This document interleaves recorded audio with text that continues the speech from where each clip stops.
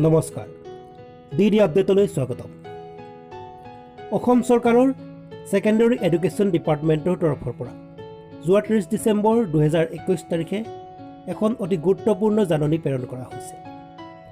উক্ত জাননীখনৰ মতে 2022 চনৰ অহা 3 জানুৱাৰীৰ পৰা 15 বছৰ বয়সৰ পৰা 18 বছৰ বয়সৰ সকলো ছাত্ৰ-ছাত্ৰীক কোভিড-19ৰ ভেকচিন প্ৰদান কৰা হ'ব আৰু এই ভেকচিন প্ৰদানৰ বাবে অসমৰ প্ৰত্যেকখন সৰু জিলাত কমেও 10খন বিদ্যালয় আৰু ডাঙৰ জিলাত কমেও 15ৰ পৰা 20খন বিদ্যালয় নিৰ্বাচন কৰা হ'ব আৰু ইয়াৰ বাবে প্ৰতিখন বিদ্যালয়ত ছাত্ৰ আৰু ছাত্ৰীৰ বাবে বিদ্যালয়ে দুটা আছুতীয়া কোঠাৰ ব্যৱস্থা কৰিব লাগিব।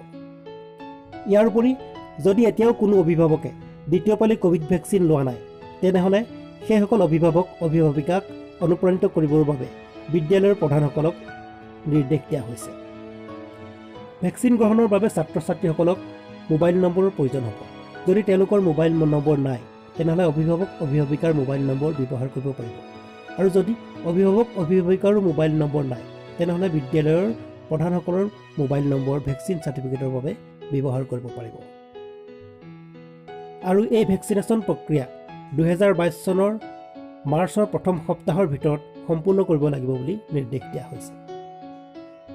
লগতে ইয়াকো কোৱা হৈছে যে এই ভেকচিনেশ্যন প্ৰক্ৰিয়াত ব্যক্তিগত বিদ্যালয় আৰু অপ্ৰাদেশিকৃত বিদ্যালয় সকলো বিদ্যালয়ৰ শিক্ষাৰ্থীসকলক সাঙুৰি লোৱা হ'ব।